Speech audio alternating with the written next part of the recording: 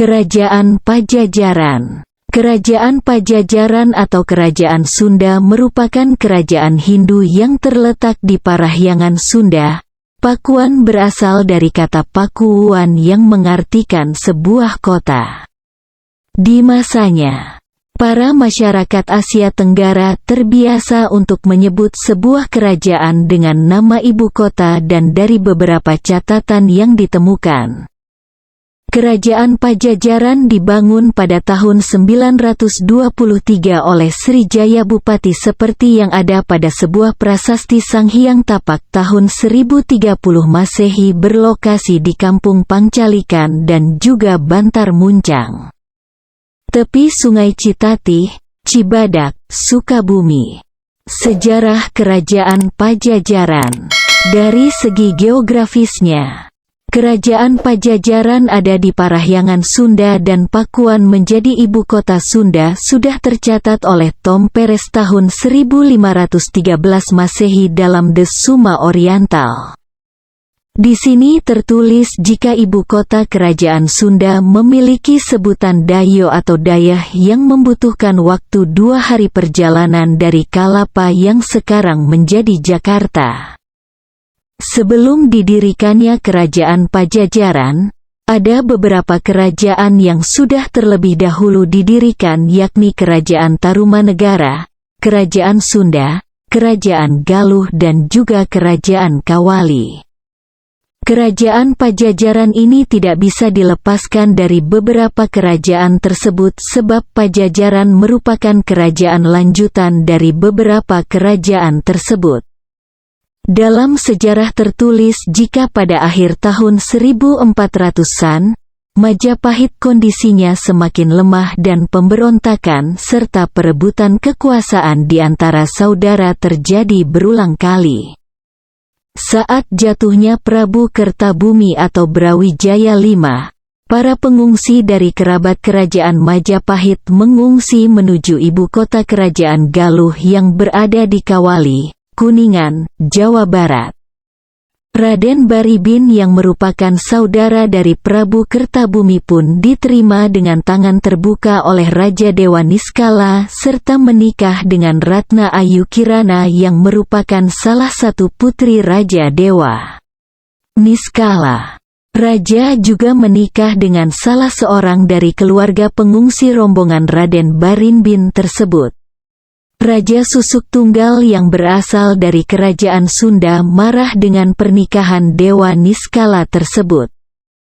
Dewa Niskala dianggap sudah melanggar aturan dan aturan tersebut sudah ada sejak peristiwa Bubat yang berisi jika orang Sunda Galuh tidak boleh dan dilarang menikah dengan orang yang berasal dari keturunan Majapahit.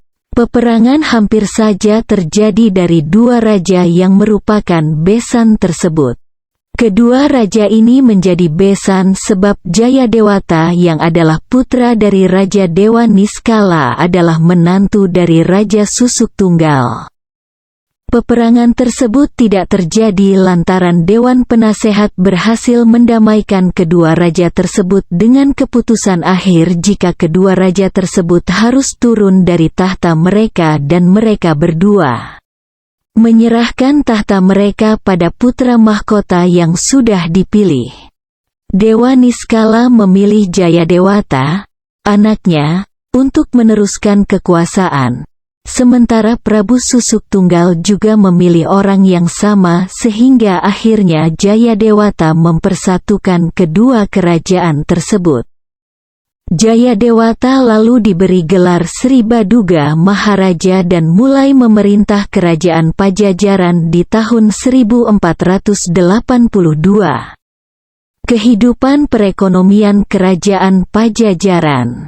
Masyarakat di zaman kerajaan Pajajaran hidup dengan bercocok tanam, khususnya menggarap ladang yang menghasilkan beras, buah-buahan, sayuran serta lada dan juga mengembangkan di bidang pelayaran serta perdagangan. Kerajaan Pajajaran juga mempunyai 6 pelabuhan penting yakni Sunda Kelapa atau Jakarta, Pontang, Tamgara, Pelabuhan Banten, Cigede dan juga Cimanuk atau Pamanukan. Kehidupan sosial Kerajaan Pajajaran. Kehidupan sosial masyarakat di Kerajaan Pajajaran merupakan para seniman seperti penari, pemain gamelan serta badut dan juga golongan petani serta perdagangan. Sementara untuk golongan masyarakat yang tidak baik adalah tukang rampas, copet, perampok dan maling. Kehidupan budaya Kerajaan Pajajaran. Yang mempengaruhi kehidupan dari sektor budaya Kerajaan Pajajaran adalah agama Hindu serta beberapa peninggalan seperti prasasti, jenis batik, kitab cerita Parahyangan dan juga kitab Sangyang Siskanda. Raja-raja Kerajaan Pajajaran. Raja pertama, Sri Baduga Maharaja berkuasa tahun 1482 hingga 1521, bertahta di Pakuan. Raja kedua, Surawisesa berkuasa tahun 1521 hingga 1535, bertahta di Pakuan. Raja ketiga, Ratu Dewata berkuasa tahun 1535 hingga 1543, bertahta di Pakuan. Raja keempat, Ratu Sakti berkuasa tahun 1543 hingga 1551, bertahta di Pakuan. Raja kelima, Ratu Nilakendra berkuasa tahun 1551 hingga 1567, pergi dari Pakuan sebab serangan Maulana Hasanuddin. Raja keenam, Ragamula atau Prabu Surya Kencana berkuasa tahun 1567 hingga 1579. Bertahta di Pandegelang. Puncak kejayaan Kerajaan Pajajaran. Di masa pemerintahan Sri Baduga Maharaja, Kerajaan Pajajaran mencapai masa kejayaannya dan ini menjadi alasan yang sering dikatakan masyarakat Jawa Barat jika Sri Baduga atau Siliwangi merupakan seorang raja yang tidak pernah purna dan selalu hidup abadi di hati serta pikiran para masyarakat Jawa Barat. Maharaja tersebut membangun sebuah karya besar yakni Talaga dengan ukuran besar bernama Maharena Wijaya serta membuat jalan untuk menuju ke ibu kota Pakuan serta Wanagiri. Ia juga memperkuat pertahanan ibu kota serta memberikan desa perdikan untuk semua pendeta beserta pengikutnya sehingga bisa menyemangati kegiatan beragama dan dijadikan penuntun kehidupan para rakyat. Sang Maharaja juga kemudian membangun kabini hajian atau kaputren, kesatriaan atau asrama prajurit, menambah kekuatan angkatan perang. Mengatur untuk pemungutan upeti dari para raja di bawahnya dan juga menyusun undang-undang kerajaan. Pembangunan juga bisa dilihat dalam prasasti Kabantenan dan juga batu tulis yang mengisahkan juru pantun dan juga penulis babat yang masih bisa dilihat hingga sekarang. Sementara sebagian lagi sudah hilang. Kedua prasasti dan juga cerita pantun serta kisah babat tersebut diketahui jika Sri Baduga sudah memberi pertintah untuk membuat wilayah perdikan. Membuat Talaga Maharena Wijaya, memperkuat ibu kota, membuat pagelaran, membuat kabini hajian, membuat kesatriaan, membuat pamingten, memperkuat angkatan perang dan juga mengatur upeti untuk para raja yang berada di bawahnya. Kehancuran Kerajaan Pajajaran. Kerajaan Pajajaran akhirnya hancur di tahun 1579 karena serangan kerajaan Sunda lain yakni Kesultanan Banten. Kerajaan Pajajaran berakhir dengan dibawanya Palangka Sriman Sriwacana dari Pakuan Pajajaran menuju Keraton Surosowan yang berada di Banten oleh pasukan Maulana Yusuf. Batu sebesar 200 kali 160 kali 20 cm tersebut dibawa menuju Banten sebab tradisi politik membuat Pakuan Pajajaran tidak bisa menobatkan raja yang baru dan menjadi pertanda jika Maulana Yusuf merupakan penerus dari kerajaan Sunda yang sah sebab buyut perempuannya adalah Putri Sri Baduga Maharaja. Palangka Sriman Sriwacana ini bisa dilihat di depan bekas Keraton Surosowan di daerah Banten dan masyarakat Banten menyebutnya dengan Watu Gilang yang berarti mengkilap dan memiliki arti yang sama dengan Sriman. Sesudah terjadi persekutuan dari Kesultanan Demak dan juga Cirebon, ajaran agama Islam mulai memasuki Parahyangan dan menimbulkan keresahan untuk Jayadewata dan kemudian ia membatasi pedagang Muslim yang masuk di pelabuhan kerajaan Sunda supaya pengaruh Islam terhadap pribumi bisa diperkecil. Akan tetapi nyatanya pengaruh agama Islam jauh lebih kuat dan Pajajaran akhirnya memutuskan untuk berkoalisi dengan Portugis agar bisa mengimbangi Kesultanan Demak dan juga Cirebon. Pajajaran lalu memberikan kesempatan untuk perdagangan bebas di pelabuhan kerajaan Pajajaran dengan imbalan berupa bantuan militer jika Kesultanan Demak dan Cirebon menyerang Pajajaran. Kekuasaan dari Pajajaran akhirnya jatuh ke Kesultanan Banten di tahun 1524 dan pasukan Demak yang bergabung dengan Cirebon mendarat di Banten dan ajaran Islam yang dibawa para pendatang pun menarik perhatian dari masyarakat sampai ke pedalaman Wahenten Girang. Sunan Gunung Jati memberikan petunjuk untuk anaknya yakni Maulana Hasanuddin agar membangun sebuah pusat pemerintahan di daerah Wahanen Girang serta membangun kota di pesisir sehingga akhirnya terbentuk Kerajaan Banten. Tahun 1570, Maulana Yusuf naik tahta dan menjadi Raja Banten menggantikan sang ayah yakni Maulana Hasanuddin. Ia meneruskan ekspansi menuju pedalaman Sunda serta akhirnya berhasil mengalahkan Pakuan Pajajaran.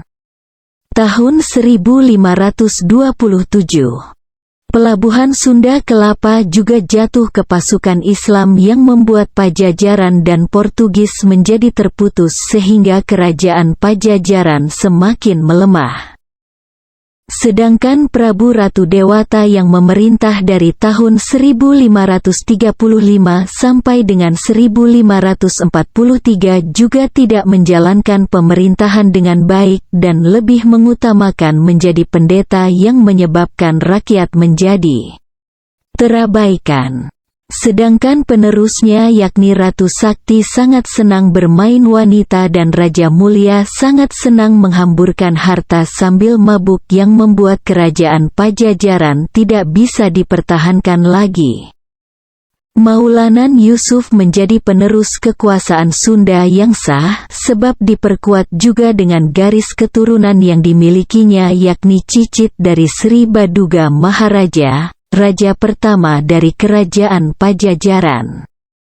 Sesudah berhasil dikalahkan Banten, beberapa punggawa istana pindah dan menetap di Lebak dan hidup di pedalaman sambil terus memakai cara kehidupan Mandala yang ketat dan kelompok masyarakat ini masih ada sampai sekarang yang dikenal dengan suku Baduy. Peninggalan sejarah kerajaan Pajajaran. Selain naskah Babat, kerajaan Pajajaran juga memiliki beberapa peninggalan lain yang masih bisa kita lihat hingga sekarang. 1. Prasasti Cikapundung. Prasasti Cikapundung ditemukan oleh warga di sekitar Sungai Cikapundung, Bandung pada tanggal 8 Oktober tahun 2010. Dalam batu prasasti ini memiliki tulisan Sunda kuno yang menurut perkiraan berasal dari abad ke-14. Tidak hanya terdapat huruf Sunda kuno. Pada prasasti tersebut juga terdapat beberapa gambar seperti telapak tangan, wajah, telapak kaki dan juga 2 baris huruf Sunda kuno dengan tulisan unggal jagat jalma hendap. Dengan arti semua manusia di dunia ini bisa mengalami sesuatu apapun. Seorang peneliti utama dari Balai Arkeologi Bandung yakni Lufti Yondri berkata jika prasasti tersebut adalah prasasti Cikapundung. 2. Prasasti Hulu Dayeh. Prasasti Hulu Dayeh ini ada di bagian tengah sawah di Kampung Hulu Dayeh, Desa Cikalahang, Kecamatan Sumber sesudah pemekaran Wilayang menjadi Kecamatan Duku Puntang, Cirebon.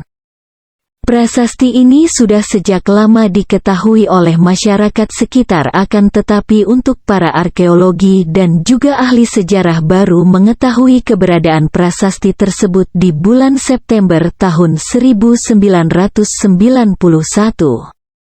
Isi dari prasasti tersebut terdiri dari 11 baris tulisan beraksa serta bahasa Sunda kuno.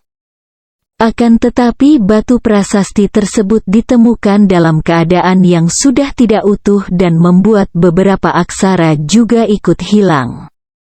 Permukaan batu prasasti tersebut juga sudah agak rusak dan beberapa tulisan sudah aus sehingga beberapa isi dari prasasti tersebut tidak bisa terbaca.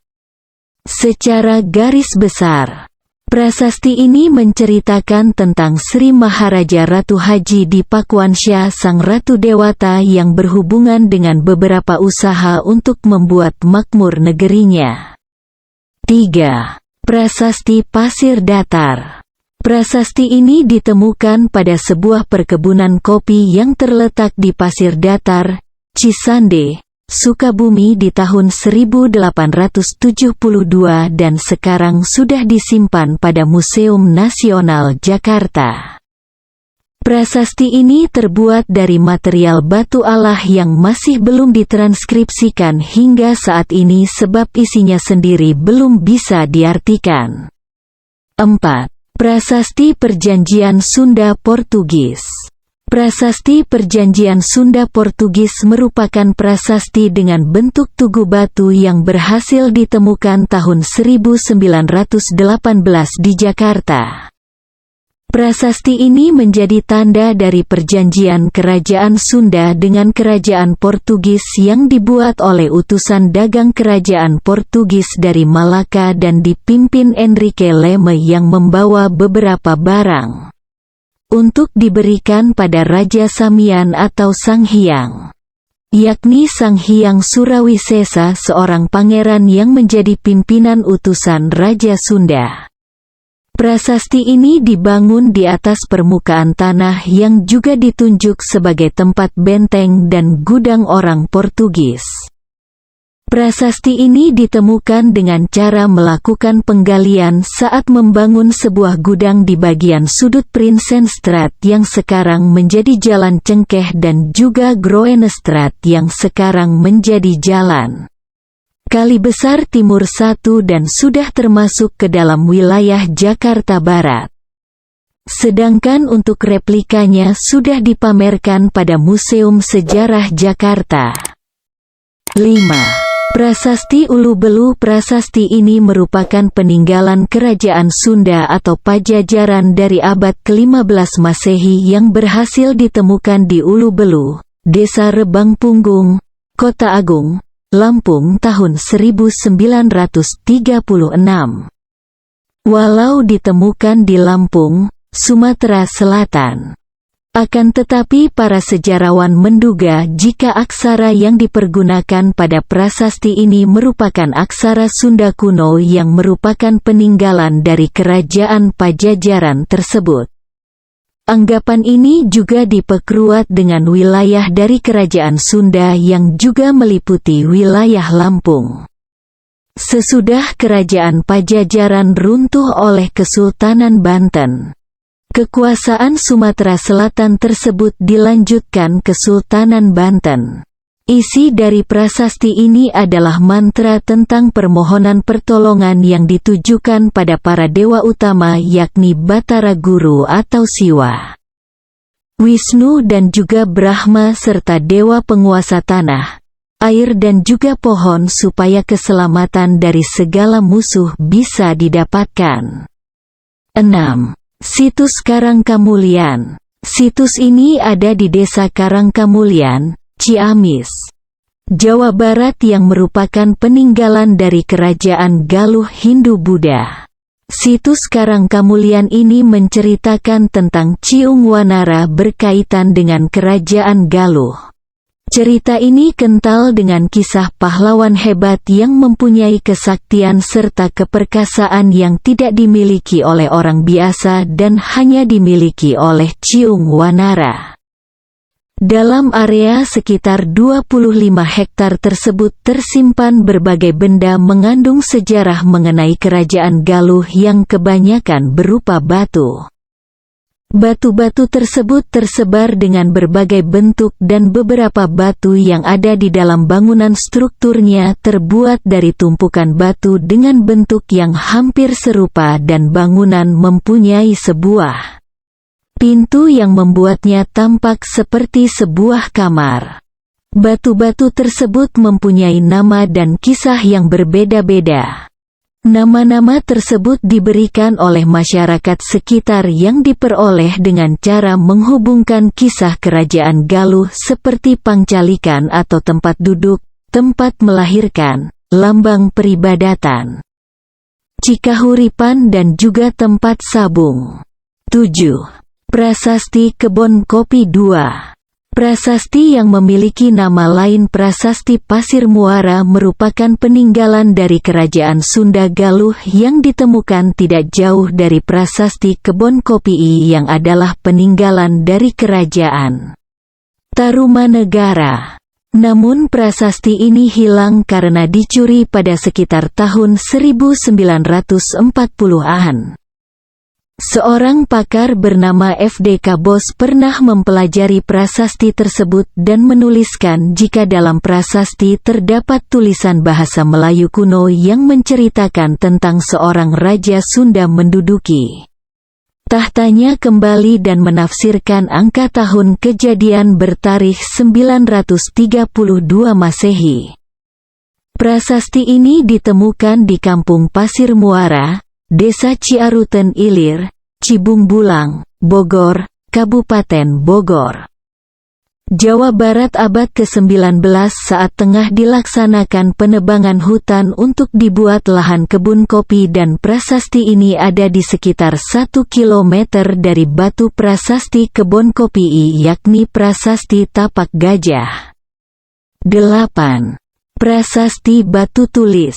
Prasasti batu tulis diteliti tahun 1806 yakni dengan pembuatan cetakan tangan Universitas Leiden di Belanda.